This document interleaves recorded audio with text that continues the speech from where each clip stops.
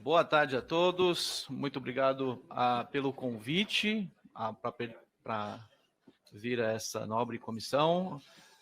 Dou o meu bom dia a todos os parlamentares, a todos os presentes, advogados, jornalistas, e também saúdo a todas as pessoas que estão acompanhando essa comissão ao vivo nas redes sociais.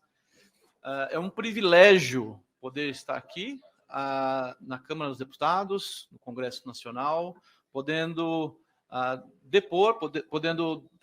contar para vocês um pouco de como foi o nosso processo investigativo, como nós descobrimos que o STF, mais especificamente o gabinete do ministro Alexandre de Moraes, criou uma força-tarefa paralela dentro do TSE para investigar os presos do 8 de janeiro. A nossa investigação, que está sendo chamada de Vaza Toga 2, é uma continuação da investigação iniciada pelo jornalista americano, vencedor do prêmio Pulitzer, Glenn Greenwald, e do Fábio Serapião, na Folha de São Paulo. Eles publicaram dezenas de reportagens narrando essa utilização paralela do TSE, fizeram denúncias muito graves. No entanto, ao invés de investigarem as denúncias, investigaram quem supostamente vazou as mensagens, o senhor Eduardo Talaferro. Então, foi uma clara tentativa, e a gente vê isso claramente, uma clara tentativa de abafar as denúncias e perseguir quem estivesse denunciando qualquer coisa. No entanto, nossa equipe obteve parte desses arquivos e então trabalhamos por meses investigando, tentando entender o motivo deles terem criado esse gabinete paralelo dentro do TSE. O motivo é que prenderam centenas de pessoas no 8 de janeiro, cerca de 250 pessoas aqui nas dependências do Congresso. A maioria não cometeu qualquer ato de vandalismo e está sendo condenada hoje até 17 anos de prisão. Idosos, pessoas doentes, pessoas jornalistas, estão sendo condenados por penas, muitas vezes, superiores à de pessoas que cometeram crimes graves, como assalto e até assassinato. Mas eu quero falar sobre as vítimas ainda mais invisíveis, que são os presos do 9 de janeiro. Todo mundo fala de 8 de janeiro, mas ninguém fala do dia 9, que eram pessoas que estavam protestando pacificamente, bem longe daqui, no QG, aqui de Brasília. Eles estavam há meses acampados no QG, pessoas que ficaram indignadas com o resultado eleitoral e pediam uma auditoria nas urnas ou o que quer que seja. Era um protesto pacífico, e pacífico foi reconhecido pelo Exército Brasileiro, que defendeu que era uma manifestação, era uma livre manifestação, eles estavam exercendo o direito deles de liberdade de expressão. Não iremos remover esse pessoal daqui, até porque eles são pacíficos. No entanto, depois do dia 8 de janeiro, houve uma operação para prender essas pessoas que, repito, não participaram de qualquer ato antidemocrático ou violento. Essas pessoas foram enganadas pela polícia, que disse que iria levá-los para casa, para a rodoviária. Exato. Então, chegaram ônibus, vários ônibus, e essas pessoas entraram acreditando nas Forças Armadas de que estavam sendo cuidadas. Mas, na verdade, todos eles foram enviados para a prisão. Novamente, idosos, até mesmo crianças e moradores de rua que apenas estavam passando pelo local. Um desses casos, o meu colega Eli Vieira vai narrar aqui, especificamente, de uma pessoa que estava naquele acampamento, trabalhando, não é bolsonarista, pelo contrário, mas foi carimbado como antidemocrático apenas por um tweet de 2018 sobre Lula. Um tweet sem nenhuma curtida, sem nenhuma visualização, um perfil sem seguidores, mas a força-tarefa do TSE fez essa busca para encontrar informação sobre essa pessoa. E eu gostaria também de destacar que todo esse grupo no WhatsApp, então era um grupo no WhatsApp formado por servidores do TSE, mas comandado por uma servidora do STF, na verdade, uma servidora do Tribunal de Justiça de São Paulo, cedida ao STF, que é leal a Alexandre de Moraes e tem estado do lado dele, pelo menos desde 2019, desde a abertura do inquérito das fake news, o infame inquérito das fake news, que ainda não foi arquivado, ainda não foi encerrado, segue em sigilo, perseguindo pessoas, perseguindo a direita, principalmente no Brasil. E esse inquérito é a origem, como bem disse o advogado agora há pouco, André Marsiglia, é a origem de todos esses outros inquéritos que estão sob a relatoria de Alexandre de Moraes, como um fruto da árvore envenenada, e a raiz dessa árvore é o inquérito das fake news. E a Cristina e o Kiko Kuzahara, chefe de gabinete de Alexandre de Moraes, já era a coordenadora, ela já participava logo no início do inquérito das fake news, atuando como braço direito do nosso ilustre ministro.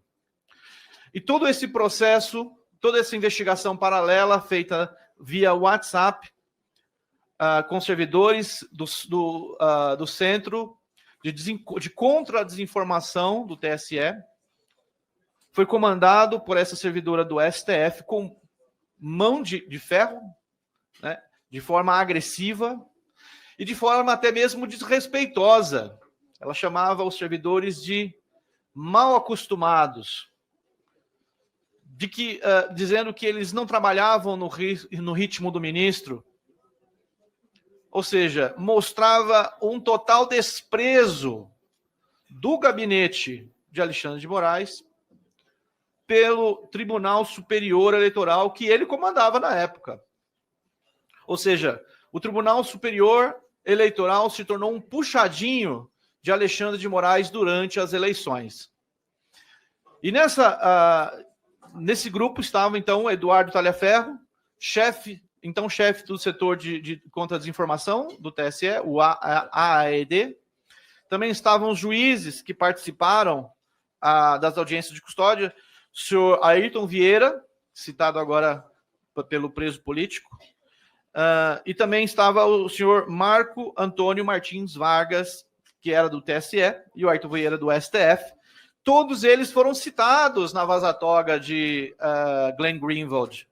E eles continuaram essas práticas. Então, a nossa reportagem, ela mostra que esse gabinete informal que ocorreu durante as eleições de 2022 e serviu para perseguir politicamente pessoas que tinham um pensamento diverso ao que defende o establishment, essa máquina continuou sendo utilizada após as eleições de 2022. Vejam, em 10 de janeiro de 2023, Eduardo Tagliaferro foi nomeado oficialmente por Alexandre de Moraes, no mesmo despacho em que ele afasta o governador do Distrito Federal. Ele nomeia Tagliaferro como responsável por uma investigação, sem um escopo necessariamente definido, para investigar os presos do 8 de janeiro, dizendo que ele poderia utilizar os sistemas internos do TSE. Acontece que o TSE não tinha mais nenhuma... além de não ter prerrogativa para investigação criminal, já tinha se encerrado as eleições. Lula já tinha subido a rampa e tomado posse como presidente. Dia 8 de janeiro já tinha acabado as eleições. Como, a partir do dia 13 de janeiro de 2023, eles iniciam essa investigação paralela feita pelo TSE. Então, essa investigação ela era no âmbito das audiências de custódia, e por isso que o nome do grupo era audiência de custódia, e eu destaco aqui que existiam diversos grupos paralelos para a investigação, não é só aquele. E isso está bem claro na fala de alguns dos participantes. Eu gostaria de destacar a questão da audiência de custódia, porque ele é um procedimento muito importante. Ela está definida pelo artigo 310 do Código de Processo Penal. E não só isso, ela foi reafirmada na DPF 347, que é uma arguição de descumprimento de preceito fundamental. Essa DPF foi ajuizada pelo PSOL e ela foi decidida em 2015. Ela determinou que a realização das audiências de custódia deve ser em até 24 horas. Eu gostaria de ler aqui uma fala na íntegra de um jurista muito importante para o Brasil, um constitucionalista muito renomado, né? Ele disse o seguinte: a audiência de custódia é importantíssima. Ela permite ao juiz, permite que o juiz, no momento da prisão em flagrante, ouça a pessoa presa e possa substituir imediatamente por uma pena restritiva de direitos ou prestação de serviço. Ele diz o seguinte também: não é possível que continuemos com essa cultura de que prisão é a única resposta do Estado.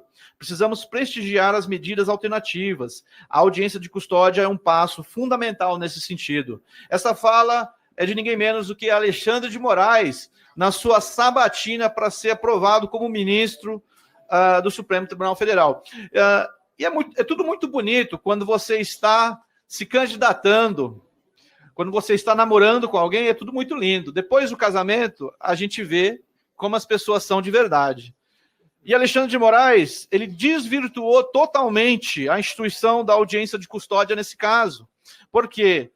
E os advogados podem falar com muito mais propriedade do que eu sobre isso, obviamente, mas tem muitos casos ali que as pessoas demoraram até 22 dias para ser atendidas. E muitos advogados, defensores públicos que têm feito brilhantes defesas dos presos do 8 de janeiro, não sabiam por quê. E agora nós sabemos.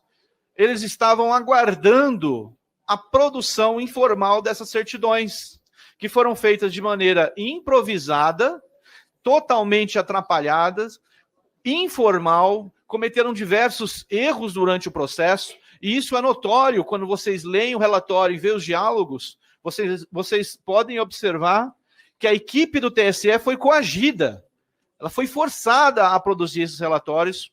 Uma fonte nos informou que Eduardo Tagliaferro não assinou esses relatórios, não produziu nenhum deles. Ele estava viajando, ele estava na Itália. Ele assinou todos os relatórios porque os servidores do TSE que produziram estavam com medo, porque eles sabiam que era irregular. Eles sabiam que estavam cometendo uma irregularidade, mas eles estavam sendo forçados. Elon Musk, quando fez a sua reclamação após a nossa publicação do Twitter Files Brasil, dizia que o Twitter estava sendo forçado a descumprir a lei por Alexandre de Moraes. Então, não são apenas pessoas de baixa renda que são perseguidas, que são obrigadas a descumprir a lei. Então, são grandes empresários, o homem mais rico do mundo, e também agora servidores da Suprema Corte Eleitoral do país. Eu gostaria de encerrar dizendo que essa estrutura clandestina perseguiu pessoas que não cometeram crime, na sua maioria, e os que cometeram crime, ou seja, que cometeram atos de vandalismo nessa casa, deveriam ser punidos, sim, por atos de vandalismo, como já aconteceu centenas de outras vezes, ou pelo menos dezenas de outras vezes, com manifestantes de esquerda, que cometeram atos ainda mais brutais e até mesmo tentaram assassinar pessoas aqui dentro.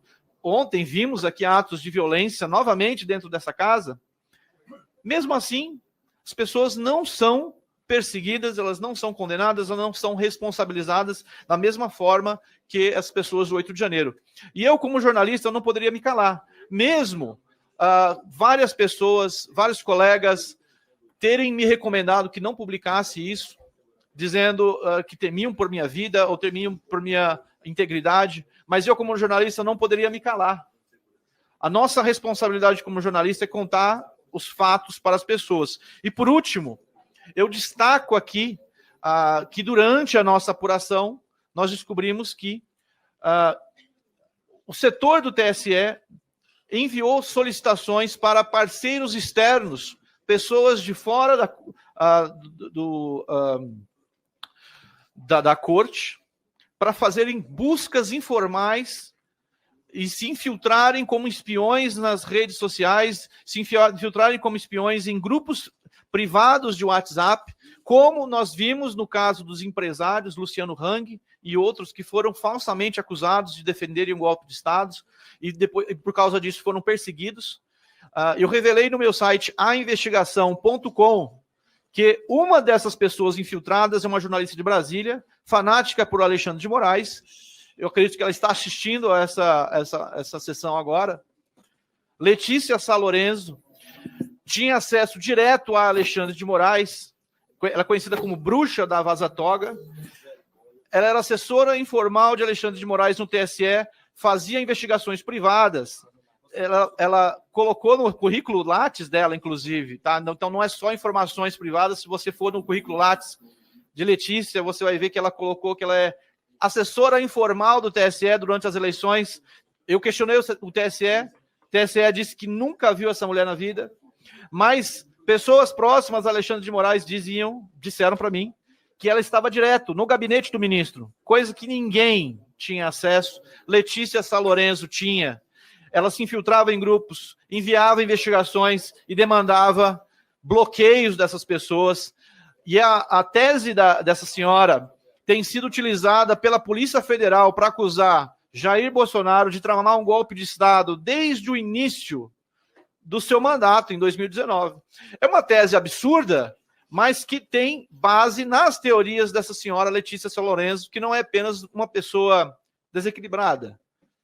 Ela é uma das ideólogas de Alexandre de Moraes e já embasou algumas de suas decisões. E agora, com a Vaza Toga 2, nós sabemos que ela não estava sozinha. Existiam outros parceiros que nossas fontes apresentaram como checadores de fatos e departamentos de universidades. E, por fim, e mais importante, é que não apenas eles enviavam informações para o TSE, porque todo mundo pode enviar uma denúncia. Eles recebiam solicitação do Alexandre de Moraes, diretamente, para investigarem pessoas de maneira totalmente irregular e informal. Isso mostra que o TSE foi totalmente desvirtuado, pelo menos na gestão de Alexandre de Moraes, do seu objetivo de supervisionar as eleições. Se tornou uma máquina de perseguição. E eu gostaria de deixar o meu agradecimento às fontes que tiveram coragem de fazer a denúncia, fontes que participaram dessa máquina, mas que hoje estão abrindo o seu coração, estão contando a verdade para a sociedade, e eu conclamo aqui que outras fontes surjam, que tomem coragem, podem entrar em contato comigo, eu tenho canal aberto para falar com qualquer pessoa que queira contar os fatos que têm acontecido nos bastidores, nesses gabinetes das sombras. Tomem coragem, chegou o momento da população saber o que realmente está acontecendo nesse país, porque isso não aconteceu, e isso a gente está descobrindo agora, não foi apenas no TSE. Em vários outros órgãos se espalhou como um câncer essa influência maligna. E isso precisa ser cortado o mais cedo possível. Reitero o meu respeito ao Supremo Tribunal Federal, ao STF, ao TSE, à Câmara dos Deputados, ao Senado, aos três poderes. Eu reitero o meu respeito. E o STF não é uma pessoa. O STF não é Alexandre de Moraes. Todos precisam ser responsabilizados pelo mal que fizeram. E está chegando a hora. Parabéns.